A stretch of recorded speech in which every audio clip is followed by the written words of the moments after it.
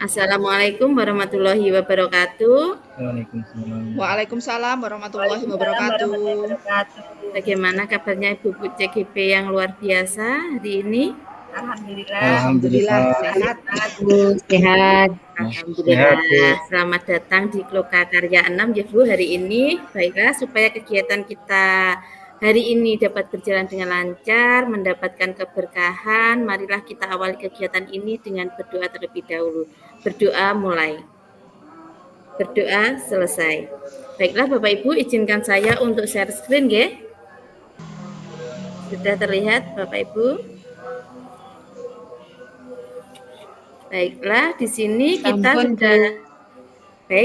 sudah berada pada Loka Karya ke-6, yaitu berkelanjutan pengembangan diri dan sekolah.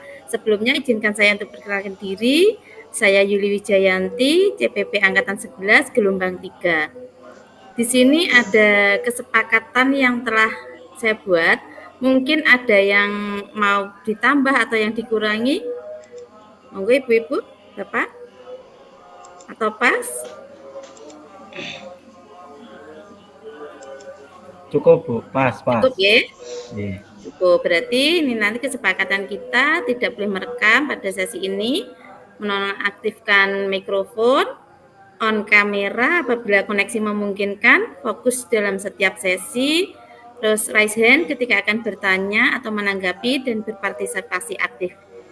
Di sini adapun tujuan diskusi kita pada Loka Karya ke-6 ini adalah CGP dapat menghasilkan rencana pengembangan sekolah yang berdampak pada murid dan sesuai dengan kondisi atau sumber daya sekolah. Jadi di sini nanti CGP itu dapat mengembangkan program-program apa saja yang berdampak pada murid yang sesuai dengan sumber daya atau aset-aset yang ada di sekolah. Di sini nanti akan saya ada 2 pertanyaan pemantik, yaitu yang pertama, apa saja sumber daya atau aset yang dimiliki sekolah Bapak Ibu untuk membuat program pengembangan sekolah? Nanti sudah ada di link Jamboardnya. Dan nanti yang kedua, yaitu menurut Bapak Ibu, rancangan atau program seperti apa yang berdampak pada murid? Monggo Bapak Ibu bisa dilihat di link Jamboardnya. Bisa diberikan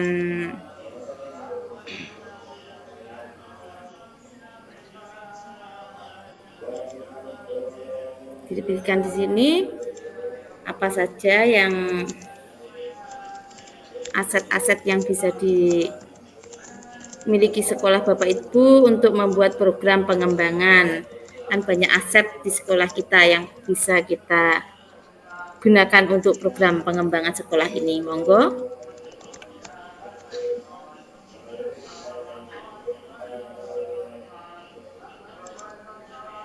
Ya, monggo. Mungkin ada berapa aset ya dari Bu Ani, guru dan tendik. Berarti guru dan tendik ini masuk di aset modal manusia nggih, Bu nggih. Bu Yeni guru yang berkompeten, berarti sama dengan punya Bu Ani, modal aset manusia juga. Jaringan WiFi sekolah, berarti di sini fisik. Jumlah murid yang banyak, murid berarti aset manusia. Bu Ani, ada lagi sarana prasarana nih. Masuk di sama dengan punya Bu Antea di sini.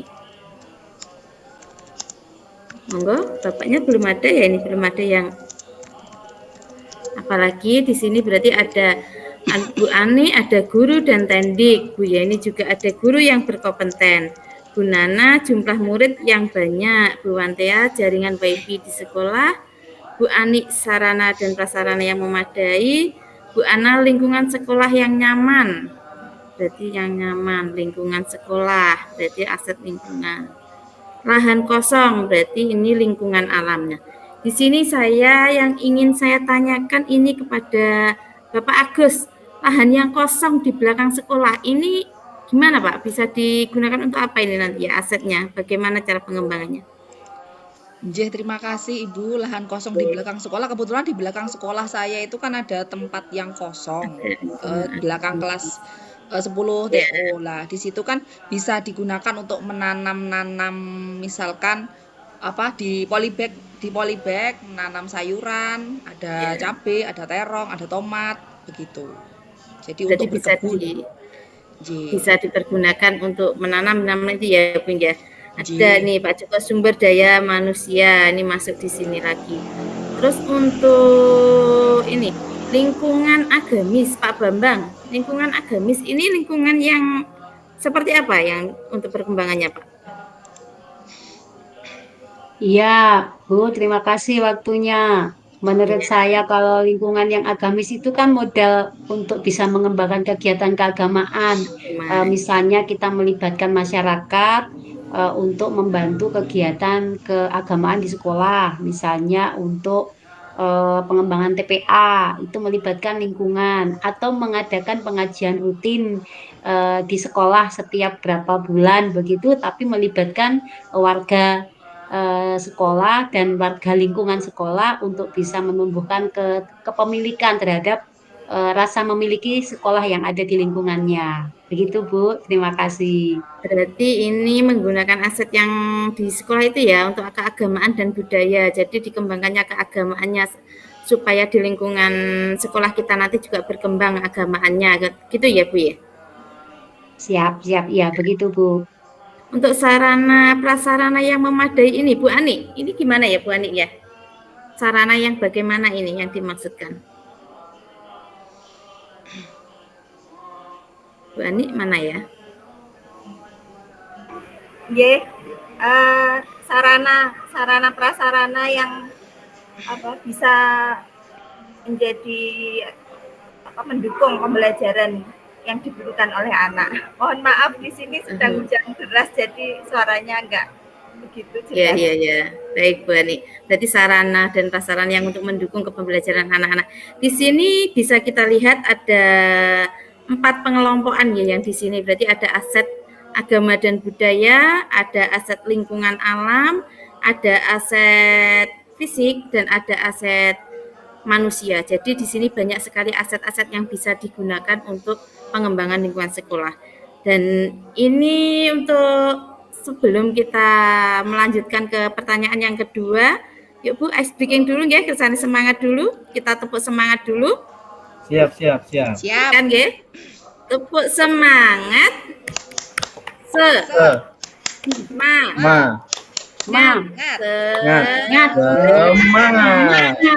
Baik, kita lanjut lagi ke jambannya, kita menuju yang kedua. Nah, menurut Bapak Ibu di sini rancangan atau program seperti apa sih yang berdampak pada murid itu? Jadi rancangan itu yang berdampak pada murid itu yang seperti apa? Programnya yang seperti apa? Agar bisa untuk mengembangkan sekolah ini tadi.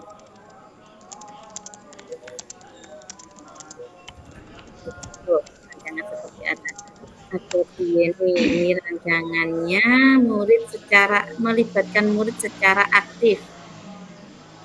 Ini melibatkan murid secara aktif. Yang lain supaya pembelajaran ini bisa berkembang.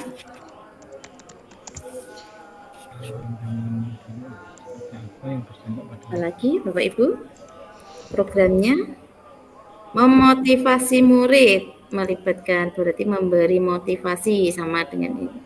Melibatkan murid berarti. Monggo, ada yang lain lagi.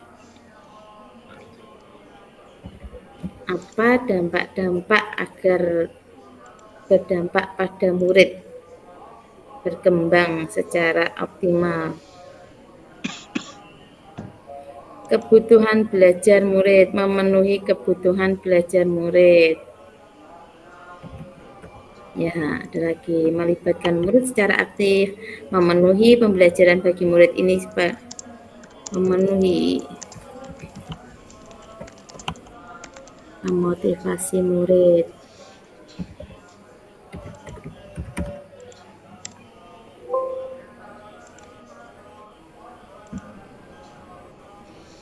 Mendorong kreativitas murid. Mendorong kreativitas murid. Ya.